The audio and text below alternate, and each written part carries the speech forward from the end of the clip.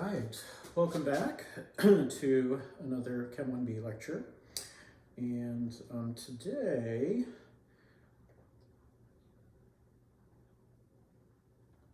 we'll go ahead and be talking about standard reduction potentials. So in the previous lecture, the first lecture on chapter 18, we looked at setting up a voltaic cell and the idea of a cell potential. So let's go look at the following here. Let's say we took hydrochloric acid, so we'll just take an acid. So some protons, say 2H plus, aqueous, and then we'll take some metallic zinc, so Zn solid, and those will react to give us aqueous zinc 2 plus ions plus H2 gas. Now, in this case, our total cell potential is 0.76 volts. We could go ahead and measure this if we wanted to. So E cell equals 0.76 volts. Now, if we look at the half reactions, so we've got our half reactions here. We've got our oxidation half reaction. So oxidation is a loss of electrons, so zinc is being oxidized. So we've got zinc solid going to zinc 2 plus, aqueous plus 2 electrons. And then our reduction half reaction is the hydrogen part, 2H plus, aqueous plus 2 electrons, and that goes to H2 gas. All right, now the question is, how much does each half reaction contribute to the total cell potential? So I could write that over here. How much does each contribute to the cell? Question mark. And long story short, we don't know. It's actually rather arbitrary. So, we don't know, is one half of the amount or the other half the I? So we don't know. So what we need to do is assign a standard, and all of our half cell potentials will be relative to that standard. Okay, so how much does each contribute to the cell? Don't know. And we'll need a standard. So what are we going to use as a standard? Excuse me. Well, our preferred reference electrode, or sorry, not reference, yeah, our preferred reference half reaction is what's called the standard hydrogen electrode.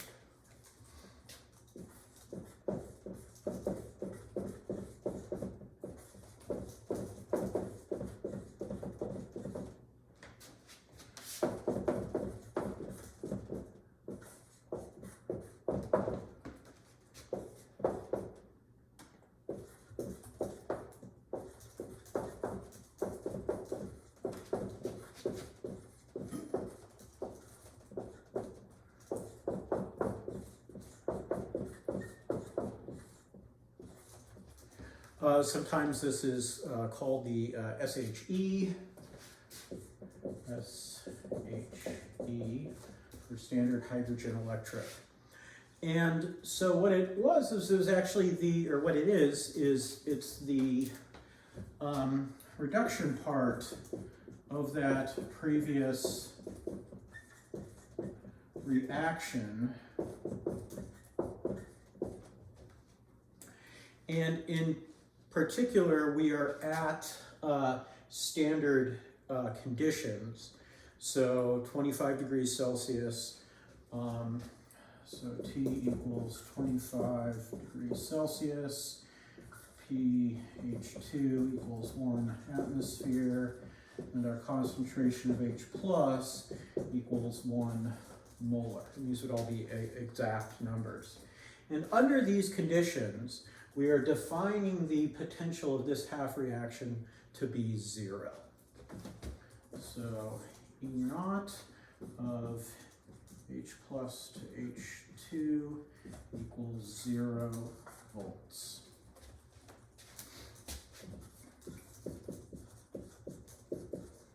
And that's going to be an exact number. Thus, if we took a look back at the previous board that I erased, we would see that, well, if this is 0, then the other half reaction, the zinc half reaction, has to be 0.76 volts. So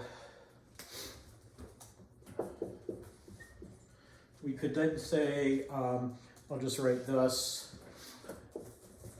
E naught of zinc to, zinc to zinc 2 plus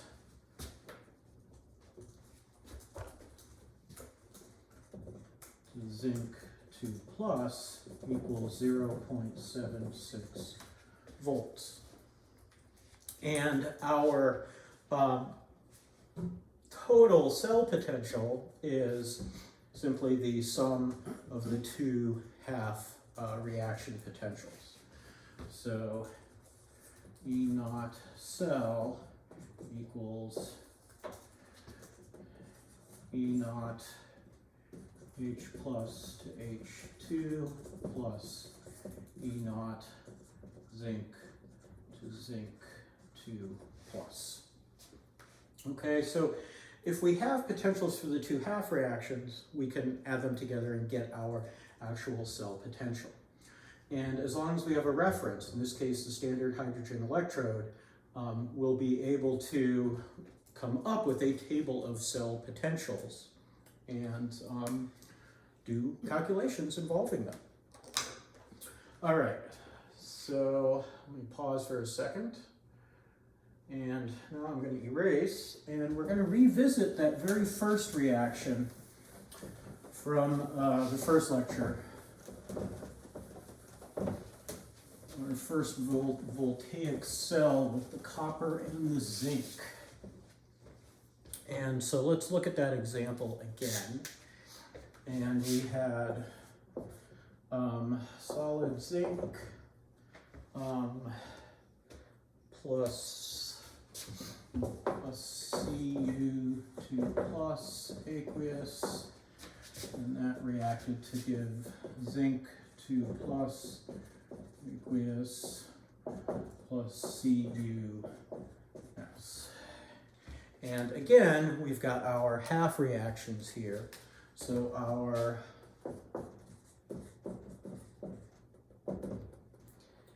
oxidation half reaction is the zinc solid going to zinc 2 plus 2 electrons. The reduction half reaction is the copper 2 plus 2 electrons going to solid copper. Now, we know that our overall cell potential was 1.10 volts. So if we have E naught cell equals, that's 1.10 volts. That equals the potential of zinc going to zinc 2 plus potential of copper 2 plus going to copper. Well, we already saw the potential of zinc going to zinc 2 plus was 0.76 volts. So that means that the potential of the copper half reaction has to be 0.34 volts. Okay, so 1.10 minus 0.76 is 0.34. All right, so again, our cell potentials of our two half reactions add up to be the total cell potential. And you can do this for any kind of setup that you have, any kind of voltaic cell, or really any kind of reaction. Now, there are a few things that you should be aware of. And one is, if you look at a table of cell potentials, and there is a table in the text, I don't have that reference for you right now. It's also in one of the appendices. But notice that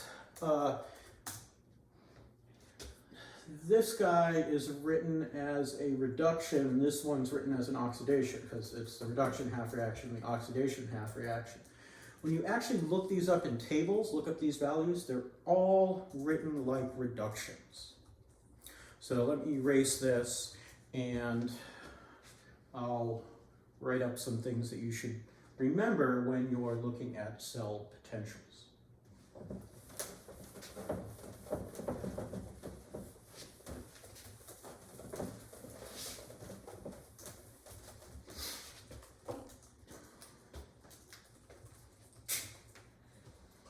So for half cell potentials, so just a few things to remember here. First of all the potentials are listed as if it was a reduction half reaction. So we'll say potentials listed for reductions. So, for example, we have, we could have 2H plus 2E minus goes to H2, and then our E naught equals 0 volts. We could have Cu 2 plus 2 electrons goes to Cu, and that E naught was 0.34 volts. We could have zinc 2 plus 2 electrons goes to solid zinc, and that cell potential, or half cell potential, is actually minus 0.76 volts. So when you look it up in a table, you'll find it as minus 0.76 volts because it is written as the reduction process. Okay, so the potentials are listed for reductions. Oxidations have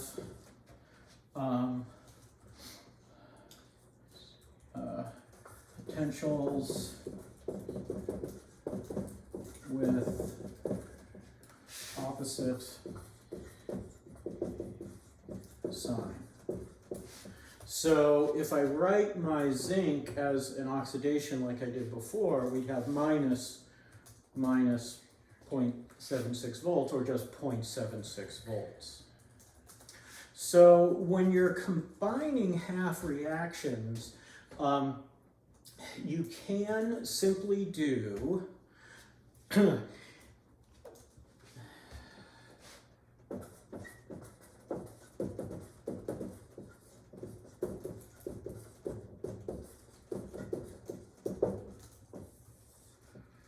you'll have E naught cell is going to equal the potential of the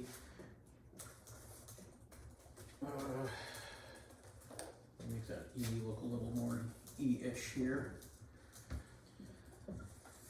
Potential of the cathode, so that's the reduction one, minus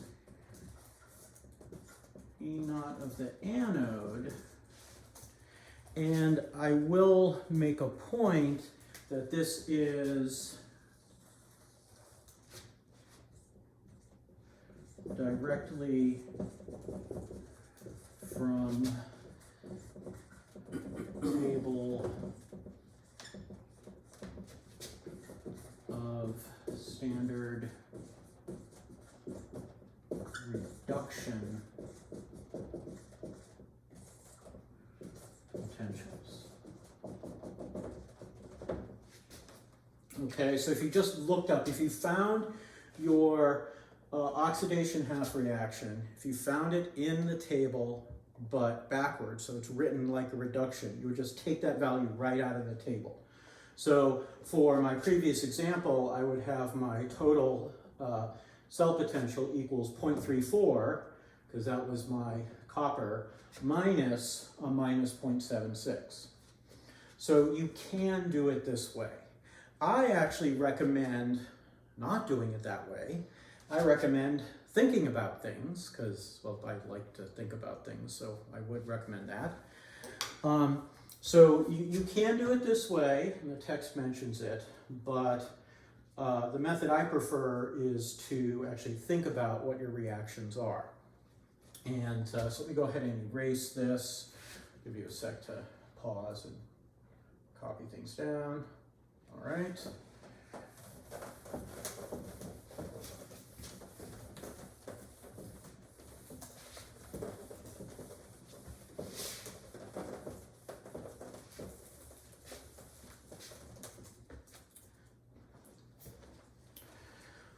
All right, so let's go ahead and take a look at an example, example reaction.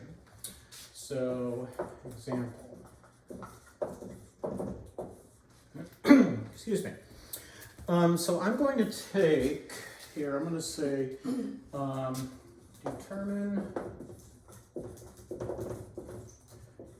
E0 cell for following reaction. And we're going to do MnO4 minus aqueous plus I minus aqueous goes to I2 aqueous plus Mn2 plus.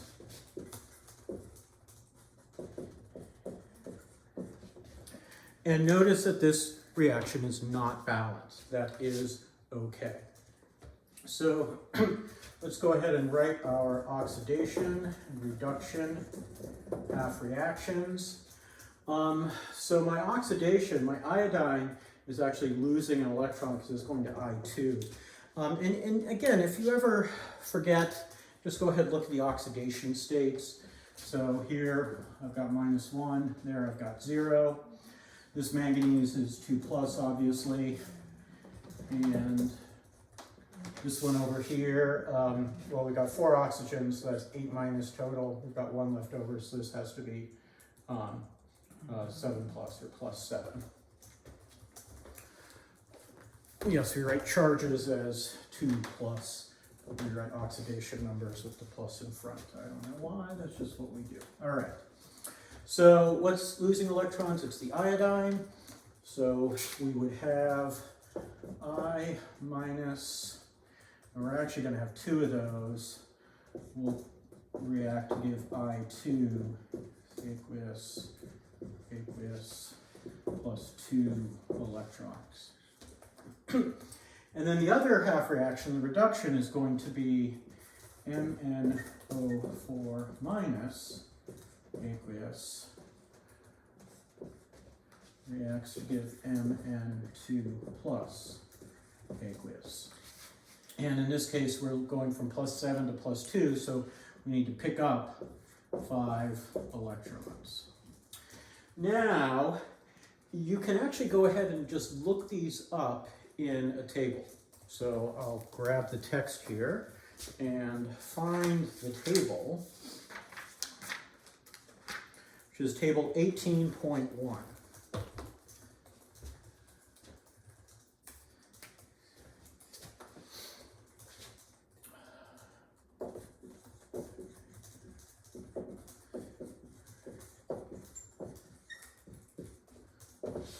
or values are going to be in table 18.1. Now, you may not find these reactions exactly as written because they're not balanced. So I could go ahead and balance these.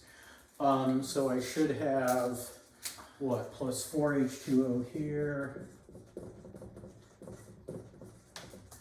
And then plus 8H plus aqueous over there.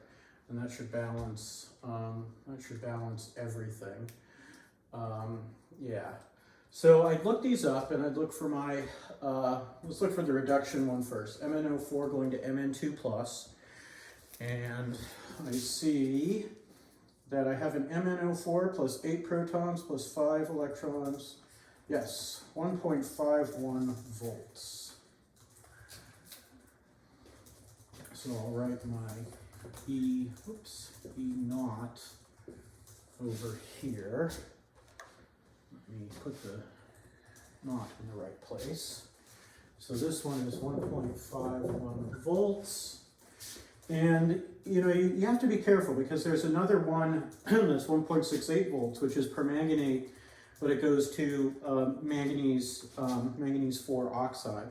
So you always want to make sure you've got the right half reaction that you're looking up in the table. And now my I minus, so the potential is for I2 plus 2 electrons goes to 2I minus, and that's 0.54 volts. So I'm going to write this as minus 0.54 volts because I had to reverse the reduction reaction to make it the oxidation reaction. And then my total cell potential is just going to be 1.51 plus negative 0.54, which is 0.97 volts, is that right? 0.97 volts. So that would be my cell potential. Now, if you did it the other way, you would actually just be subtracting. You'd have cathode 1.51 minus anode, which in the table is 0.54. But again, I like to think about it. I like to think about, okay, what's my oxidation half reaction? It's this. Well, I see the reverse of it in the table, so I know I can just take the negative, the opposite sign of the potential that's listed in the table, and then just add these together. And when we have a workshop, I'll talk about that in a bit more detail, and we can work through a few more problems. And there are some variations on a theme here. You can have a reaction and break it up. You could have 2 half reactions and try to combine them. And then you can figure out whether your cell potential is positive or negative, and say some intelligent stuff based on that. We'll do that in the next workshop, I believe, on Wednesday the 8th. And I think in the next video, I'll start talking about the relationship between cell potential and free energy. So until then, I will talk with you later.